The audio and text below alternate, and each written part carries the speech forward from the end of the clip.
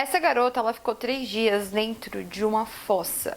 E um grande detalhe desse caso é que ela só tinha 3 anos de idade. E o final dessa história vai te surpreender.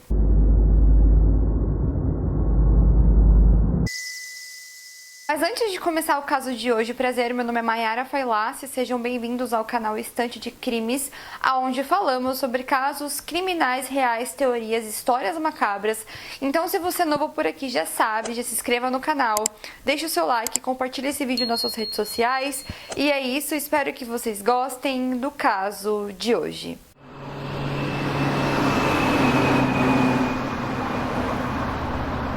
Lori Holland, ela nasceu em 1980 e morava em Sherman. Ela morava em Sherman, em Denver, no Colorado, nos Estados Unidos. E ela era a filha mais nova do casal Richard e Diane. Ela era uma criança feliz, não tinha pais ricos, mas conseguia se divertir muito bem com o que tinha. E segundo as fontes de pesquisa, em geral, ela tinha uma boa vida. A criança morava num complexo de apartamentos junto com a sua família, e esse apartamento eles praticamente moravam de favor. Na verdade, o apartamento era do patrão do pai da Lori, ele trabalhava na empresa desse homem, e esse homem cedia o apartamento para que eles pudessem viver. Por ser um complexo, era um lugar que estava sempre cheio de pessoas ao redor. No dia 22 de agosto de 1983, o pai da Lori, o Richard, ele decidiu tirar uma folga do trabalho porque ele precisava fazer algumas reformas em casa. Um dia, ele passou o dia em casa, na verdade o plano dele era passar o dia todo em casa junto com as crianças. No dia, sua esposa voltou para casa para almoçar porque ela trabalhava ali perto do apartamento onde eles moravam. Ele estava fazendo uma reforma e a esposa estava almoçando, tanto a Lori quanto seu irmão estavam na parte da frente do apartamento brincando. Ele estava a todo momento vendo as crianças, ele não tirava o olho das crianças, mas teve um momento que ele entrou dentro da casa para ele conversar com a sua esposa e era aquele famoso jogo rápido. Parece que quando ele voltou de volta para que ele pudesse terminar a fazer as reformas, a Lori não estava mais lá. O que tinha acontecido com aquela criança de 3 anos de idade? Aquele dia, quando a garota estava brincando com o seu irmão naquele jogo rápido que o seu pai já voltava, um carro aleatório parou do lado da criança, chamou ela e perguntou se ela gostava de doce. Falou que gostava muito de doce, então um homem foi e falou para ela: se você entrar no meu carro, eu te dou alguns doces. E por ser uma criança ingênua de 3 anos, ela acabou entrando. Quando ela entrou dentro do carro, esse homem disse para ela que ela só ganharia os doces se ela tirasse a sua calça. Ela tirou a calça e entregou para ele. Ele jogou a calça pela calçada e foi embora. O carro saiu em disparada e quando o pai da Lori voltou, a menina não estava mais lá.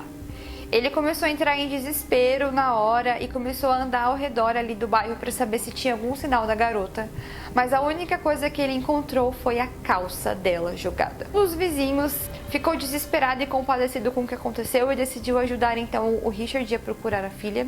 Eles pegaram o carro desse vizinho e começaram a rodear o bairro e a cidade, mas nem um sinal da garota. Quando o Richard viu que de fato ele não ia encontrar a filha, ele voltou para casa, ligou para a esposa e disse para ela voltar para casa correndo, contou para ela o que tinha acontecido. Logo em seguida, ele contou para a polícia. Naquela época, nos Estados Unidos ainda não tinha o alerta Amber, então a polícia imediatamente foi até o local. E para quem não sabe, o alerta Amber é o alerta nos Estados Unidos que tem depois do desaparecimento de uma garota que se chamava Amber, onde quando uma criança é desaparecida, todas as pessoas recebem um alerta, seja qual a mídia local ou a forma local pública que as pessoas têm de dar notícia. Hoje em dia, por exemplo, é por mensagem de texto.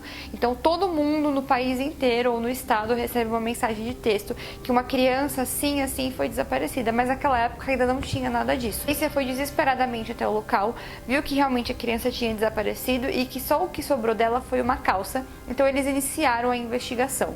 O ponto de partida da investigação foi através dos vizinhos, onde a polícia foi atrás de todos os vizinhos para tentar colher o máximo de depoimento possível. Todas as pessoas ficaram extremamente preocupadas porque, cara, era uma criança de 3 anos, ela era um bebê. A mãe estava tão desesperada que quando as mídias na época foram até o local para tentar ajudar a procurar a garota, ela fez um apelo em rede nacional para o sequestrador para que, por favor, devolvesse a sua filha. Mas o que aconteceu com a Lori?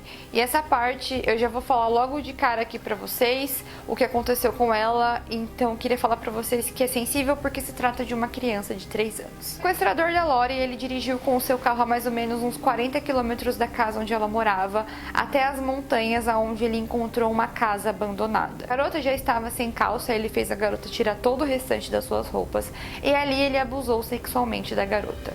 E de acordo com as fontes de pesquisa, ele fez tudo o que ele queria e que ele achava que ele tinha direito com o corpo da criança. Se tratava de uma casa abandonada, dentro da casa tinha uma fossa, que antigamente era onde as pessoas utilizavam para fazer suas necessidades. Utilizavam aquele lugar como um banheiro. Ele pegou a criança de 3 anos e jogou naquele buraco que tinha em média de 5 a 4 metros de profundidade. Ele sabia que ninguém iria encontrar aquela garota ali e também da forma como ele jogou ela, provavelmente ela tinha se ferido, se machucado ou se quebrado. Ele iria deixar ela ali para morrer e nunca ninguém encontraria o corpo daquela criança. Enquanto isso, a família da criança ainda estava procurando por ela. Um dos vizinhos conseguiu dizer à polícia como era mais ou menos o carro que havia pegado a Lori. Ele disse que as características do carro eram um carro laranja, sedã, e as letras iniciais da placa era ADS. A repercussão desse caso, com esse carro nas mídias sociais, um homem que se chamava Michael Fisher, ele foi até a polícia e ele disse que aconteceu algo muito estranho com os filhos dele, com um carro parecido com aquele carro que as pessoas diziam que roubaram a Lori. Ele disse que os 2 filhos dele falou para ele que na frente da escola um carro laranja parou ali e ofereceu para eles doces. Disse que se eles tirassem a calça deles, em troca eles lhe dariam doces. No momento, aquele plano desse cara não deu certo, as crianças acabaram conseguindo escapar. No dia seguinte, o pai desses 2 garotos foi pro colégio de novo e viu esse carro parado na frente da escola. Provavelmente aquele carro estava procurando alguma criança para oferecer doce em troca das calças. Esse homem se lembrou do que os seus filhos tinham falado para ele e foi atrás desse cara e ele começou a gritar, tipo, ei cara, sai daí agora. Esse homem conseguiu pegar as características físicas mais ou menos daquele cara que estava dentro do carro e ele chegou a falar para a polícia. Então a polícia tinha características físicas mais ou menos de um homem e as características físicas do carro que tinha sequestrado a garota. Então já era uma evolução. O problema é que eles não tinham nenhuma pista do que tinha acontecido com a Lori ou aonde ela estaria. Uma outra mulher entrou em contato com a polícia vendo a repercussão do caso e disse que aquele carro estava estacionado na frente da casa da sua filha. A polícia foi até a casa dela tomar o depoimento e o que ela disse foi uma coisa chocante. Ela disse que aquele carro estava parado na frente da casa da filha, onde o homem abriu a porta do passageiro e falou com as suas netas. Naquele momento era bem evidente saber que as netas estavam bem incomodadas com aquele homem e aquele homem disse para as meninas, olha, se você entrar no meu carro eu vou te dar alguns doces, vocês gostam de doces? E as meninas falaram que sim, mas que elas estavam incomodadas com a presença dele ali. Foi quando o pai da garota, o genro dessa senhora, viu aquele homem e ele foi imediatamente lá fora expulsar ele de lá.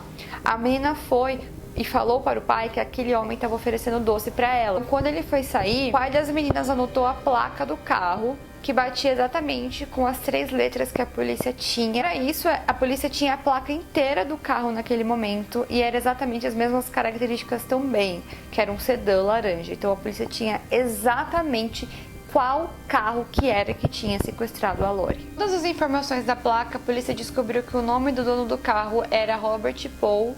Ele trabalhava como zelador em um clube de golfe e a polícia tinha o seu endereço, mas não o encontrou. A polícia então conseguiu o contato da sua mãe e a mesma disse que o seu filho era uma pessoa normal, mas que tinha encontrado roupas íntimas de criança no meio das suas roupas quando ele era adolescente. Ela também disse que quando ele era criança, ele foi investigado de forma indevida por tocar em outra criança, mas que não levou em nada. Apenas que ele era um bom homem e vivia bem em sociedade. Porém, a mulher confirmou as características do carro do seu filho, então tudo indicava que ele tinha feito aquilo com a Lori. Ela acreditava que ele não tinha feito nada, mas até então ele era o principal suspeito do caso. Agora vamos voltar um pouco para o que aconteceu com a Lori. Lori, ela foi jogada numa fossa e na hora que ela foi jogada, ela machucou muito as suas pernas. Ela foi jogada dentro de um buraco onde era usado como banheiro. Então a quantidade de bactérias que tinha ali era absurda. A própria criança conseguiu ficar sentada de forma encolhida em cima de estacas para que ela não tocasse na lama. De acordo com relatos e fontes de pesquisa, a criança ela se lembrava que a mãe tinha ensinado ela a fazer xixi no piniquinho. Ela queria muito fazer xixi e ela não queria decepcionar a sua mãe fazendo xixi aonde ela estava. Ela também estava no meio das montanhas, sem roupa, dentro de uma fossa, onde estava muito frio. Ela estava sem comer, ela estava praticamente morrendo de fome e, ao cair, ela feriu muito as suas pernas. Infelizmente, contraiu uma infecção dentro daquele buraco. A criança sentia muita dor o tempo todo que ela estava dentro daquele buraco. Então, às vezes, ela chorava de fome, de dor, de frio. Realmente foram dias desesperadores. No dia 25 de agosto daquele ano de 1983, um casal que gostava de observar e tirar fotos de pássaros. Eles foram até a montanha para encontrar alguns passos e a mulher, ela sentiu uma vontade muito grande de ir no banheiro.